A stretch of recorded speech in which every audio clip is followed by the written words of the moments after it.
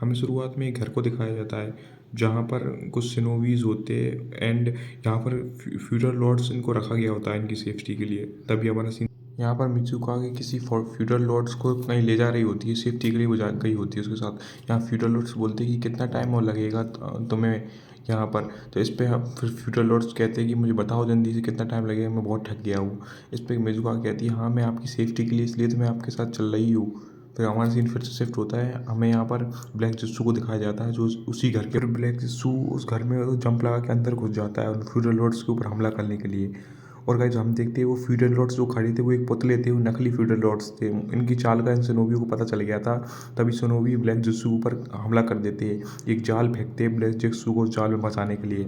But black जित्सु जाल से निकल के ज़मीन में घुस जाता है और भाग जाता है। यहाँ पर फ्यूडल लॉर्ड्स बात कर रहे होते हैं, यहाँ पर हमले हो रहे हैं हमारे ऊपर। तभी हमारा सीन फिर से शिफ्ट होता है। यहाँ मिजुका की बोलती है बस हम थोड़ी देर में पहुँचने वाले हैं, आप मैप देख सकते हैं, बस अभी हम यहाँ पर है, बस थोड़ा सा हमें यहाँ से टर्न नहीं लाया, हम पहुँच जाएंगे। फिर हमें फिर से ब्लैक जित्सु को दिखाया जाता है। ब्लैक जित्सु कहता है तुम्हारी हिम्मत कैसे हुई मुझे पकड़ने की, और इन्हें देख रहा होता है दूर से। और यहाँ पर ये फ्यूडल लॉर्ड्स फालतू की बातें कर रहे होते हैं। उसके बाद हमें यहाँ पर या समुद्र के किनारे दारुई खड़ा हुआ होता है और हम देखते हैं कि इसके सामने काफ़ी ब्लैक जित्सु की फौज होती है जो इनसे फाइट करने के लिए रेडी होती है। तभी हमें यहाँ पर सिकमारू के सेन से आसुमा को देखते हैं। वहाँ पर मिस्टर टोन भी आ जाते हैं। आप इन्हें जानते हैं, सुनाडी का दोस्त है। ये कहता है कि निंजा वॉर शुरू हो ही गई आखिरकार, और यहाँ पर वाइट जित्सु इनके ऊपर हमला कर देते हैं। तब यहाँ चोजी के फादर होते हैं, वो भी फाइट के लिए रेडी होती है और इनके साथ और भी काफ़ी सनोबीज होते हैं जो इस फाइट के लिए उनसे तैयार हो जाते हैं। और ये अपने वो अटैक उनकी तरफ फेंकते हैं और लड़ाई करते हैं। और यहाँ पर हमें हिनाटा के डैड को दिखाया जाता है जो अपने भाई को सामने देखते हैं जो पहले मर चुका होता है, जो रिकार्नेट होता है। ये आपको बता दूँ, ये अब नेजी के डैड होते हैं। ये हिनाटा के डैड वो है और ये नेजी के डैड होते हैं जो मर चुके होते हैं। फिर हमें यहाँ पर नेजी और हिनाटा को दिखाया जाता है कि ये अलग जगह फाइट कर रहे होते हैं, हमें दिखाया जाता है। और यहाँ पर नेजी के डैड कहते हैं अब मैं कुछ नहीं कर सकता, मुझे अपनी फैमिली से ही फाइट करनी होगी। और यहाँ पर कांकरो ने दायदारा को पकड़ लिया होता है ना, वो उसको लेके जा रहा होता है अंदर। दायदारा कहता है मुझे छोड़ो, तो मैं समझ में नहीं आती, मुझे थोड़ा दर्द हो रहा है यहाँ पर कांकरो कहता है कि हल्ला करना बंद करो तुम चुपचाप। और उसके बाद यहाँ पर देदरा फिर भी चुप नहीं होता है, वो चिल्लाता रहता है। फिर हम देखते हैं कि ये रुक गया होता है कांकरो, उसके सामने लेडी चूहो और भी उसके साथ 2-3 साथी आ जाते हैं। और फिर वो रुकने की वजह से देदरा कहता है सामने क्या है, क्या तुम लोग मुझे बचाने आए हो। फिर यहाँ पर हांसो बोलता है तुम गलत हो, आकाश की मेरी दुश्मन है और लीप विलेज वाले तो मेरे दुश्मन है ही, इसलिए मैं तुम्हारी कोई मदद नहीं करूँगा, पर मजबूरी में मुझे तुम्हारी मदद करनी पड़ेगी क्योंकि मेरी बॉडी मेरे कंट्रोल में नहीं है। और हमारा सीन शिफ्ट होता है, हमें यहाँ पर सिकमारू को दिखाया जाता है। यहाँ पर सिकमारू बोलता है मुझे हेडक्वार्टर से ऑर्डर आया है कि मुझे अपनी आधी सिनुगु आर्मी को मुझे वहाँ ले जाना होगा। इस पे तिमारी बोलती है कि तुम क्या बात कर रहे हो, ये लड़कियाँ भी बात करती है। वो तिमारी को बताता है कि उन दुश्मन की टीम में एक केके टोटा नाम का एक दुश्मन है जो केके टोटा का यूज़ कर सकता है। और ये लड़की शौक होती है कि केके टोटा क्या है। इस पर तुम्हारी कहती है तुम्हें पता नहीं है बेवकूफ़, केके टोटा क्या है।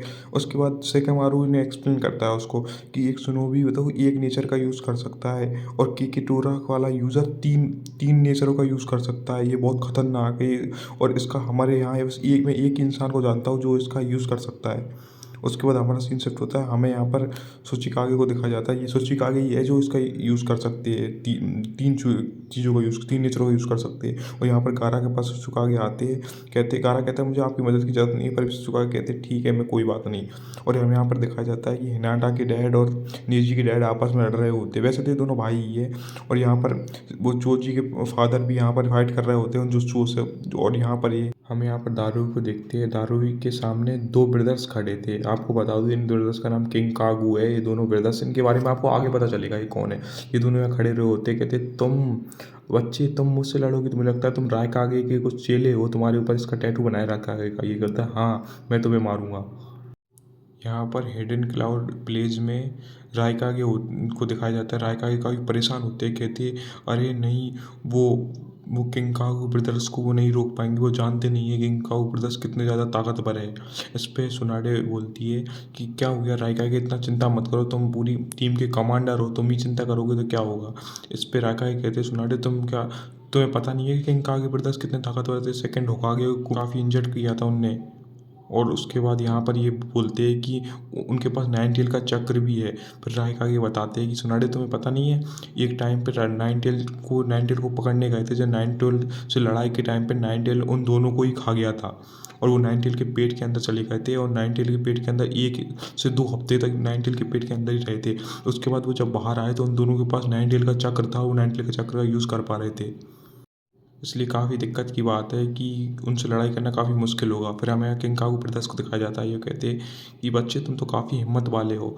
तभी सामुई और हमारा वो उसके साथ एक साथी होता है आंसू, ये भी आ जाता है इसकी मदद करने के लिए। फिर किंग कांगू ब्रदर्स अपने हथियार निकाल लेते हैं और ये वही हथियार से जो माना जाता है कि इसमें सिक्स पाथ के हथियार से ये कि कहना है लोगों का। यहाँ पर सामूहिक देखती है और बोलती है ये तो वही हथियार से जो सिक्स पाथ के हथियार के नाम से फेमस है। ये पंखा जो सिक्स पाथ का है इसका यूज़ करते हो और फिर हमारा किंग कांगू को अपना हाथ की पावर बढ़ा लेता है जिसमें रोशनी निकलने लगती है। और उसके बाद ये दूसरा बंदा जो उनकी मदद करने आया होता है जो उसके ऊपर हमला करता है डायरेक्ट, पर किंग कांगू को वो दूसरा भाई होता है, दोनों के नाम सेम ही है, वो एक मटका निकाल लेता है और उसके बाद सीधे डायरेक्ट जाके सामूई के ऊपर अटैक कर देता है। सामूई को इससे काफ़ी थोड़ी इंजर्ड होती है और यहाँ पर आंसू होता है जो ये उल्टी करने लगता है। वो उस मटके की पावर होती है, मटके में कुछ शब्दों को सील कर दो, वो कर्स की तरह काम करते हैं। जैसे ही ये हमारी सामूई इसको बताती है, ये कुछ मटके में अब तुम्हारे मुँह के ऐसे तुमने हलो ऐसा कुछ भी बोला तो उस कर्स तुमने वो दोबारा बोला तुम इस मटके के अंदर चले जाओगे, इसकी मतलब इसका कर्स है। उसके बाद ये किंग कांगू ब्रदर्स बोलते अरे तुम तो काफ़ी जीनियस हो, तुमने पता लगा लिया इसका। फिर ये आंसू ये बंदा काफ़ी डर जाता है, कहता है ऐसे तो हम मर ही जाएंगे, और ये काफ़ी डरता है। फिर यहाँ पर किंग कांगू ब्रदर्स कहते हैं अच्छा अब तुम मरने ही वाले हो।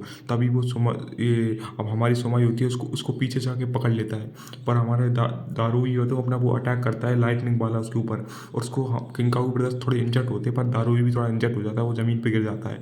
तभी हमारी ये सामूई अपने मुँह से कुछ शब्द बोल देती है और उस मटके के अंदर चली जाती है, और वो दूसरा बंदा होता है आंसू, वो भी मटके के अंदर चला जाता है। ये देख के हमारा दारू भी काफ़ी डर जाता है और काफ़ी गुस्से में भी आता है। फिर ये ब्रदर्स कहते हैं कि अब तुम्हारा नंबर है, अब तुम्हारी बारी है इसके अंदर जाने की। उसके बाद ये दारू को उस मटके के अंदर खींच लेते हैं। फिर दारू भी इसके अंदर चला जाता है। फिर यहाँ एक ब्लास्ट होता है और हमें पता चलता है ये दारू ही होता है जो वो उसका शैडो क्लोन होता है। दारू ने उनसे मटका छीन लिया होता है एक चाल चल के। उसके बाद ये किंग कांगू ब्रदर्स का छोटा भाई होता है, उसको उसके अंदर ले किंग कांगू को ब्रदर्स कुछ ऐसे शब्द बोल देता है ना, उसको देख के उसका बड़ा भाई बहुत गुस्सा होता है, कहता अब तुम्हारी बहुत हिम्मत हो गई है। और तभी उसके बड़े भाई के अंदर से नाइन टेल का चक्र बाहर आने लगता है, जो आपको पता ही है, मैंने आपको बताया था पहले नाइन टेल का चक्र है इनके पास। और नाइन टेल का चक्र आते ही जैसे नारुतो अपने नाइन टेल के फॉर्म में आता है, ऐसे ही इसका बड़ा भाई बिल्कुल नाइन टेल का वो झिंझुर के टाइप के फॉर्म में आ जाता है और पूरा नाइन टेल को तब्दील हो जाता है। ये देख के दारू काफ़ी ज़्यादा शौक होता है और वो सोचता है ये क्या हुआ। उस धमाके से फिर यहाँ पर काकुजा ये लोग भी यहाँ लड़ रहे होते हैं इस कोने पे, ये लोग सब सुन लेते हैं और यहाँ पर और शोनोबी सब कहते हैं कि मुझे उसकी मदद करनी होगी दारू की, चलो वहाँ से। और हमें यहाँ पर किलर भी और नारुतो को देखते हैं काफ़ी टाइम बाद। नारुतो अभी भी यहाँ पर अपनी ट्रेनिंग कर रहा होता है पर वो कर नहीं पा रहा होता, बार बार से ठक रहा होता है और गिर जाता है ज़मीन पर। उसके बाद हमारा सीन शिफ्ट होता है यहाँ पर, भाई साहब ये किंग का बिरदा तो बौखला गया होता है, सबको ऊपर अटैक करने लगता है। तभी चोची के फादर वहाँ आते और उससे लड़ने लगते पर उसे रोक नहीं पाते। और सिनोबीज कहते हैं ये तो किंग कांगू ब्रदर्स है, ये फेमस किंग कांगू ब्रदर्स जो उस टाइम पे काफ़ी फेमस थे, पहले के टाइम पे, अब तो ये मर चुके थे उस टाइम। और यहाँ पर जैसे कमू की डैड भी कहते हैं किंग कांगू को क्या किया जाए, कैसे रोके।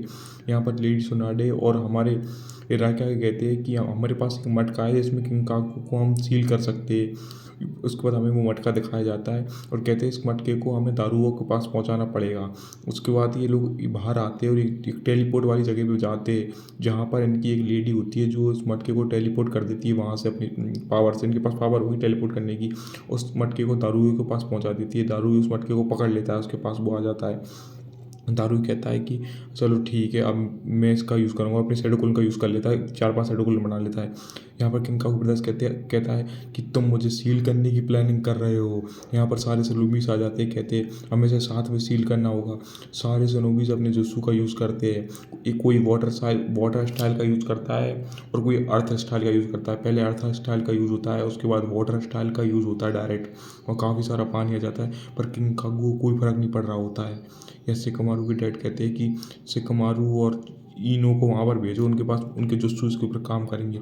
यहाँ पर आप टेन काफ़ी डरी हुई होती है, कहती है ये क्या हो रहा है यहाँ पर, इतना ज़्यादा तबाही, क्योंकि वहाँ पर काफ़ी शिनोबीज इंजर्ड हो रहे होते हैं। वो एक एक घूंसे में सबको मार रहा होता है।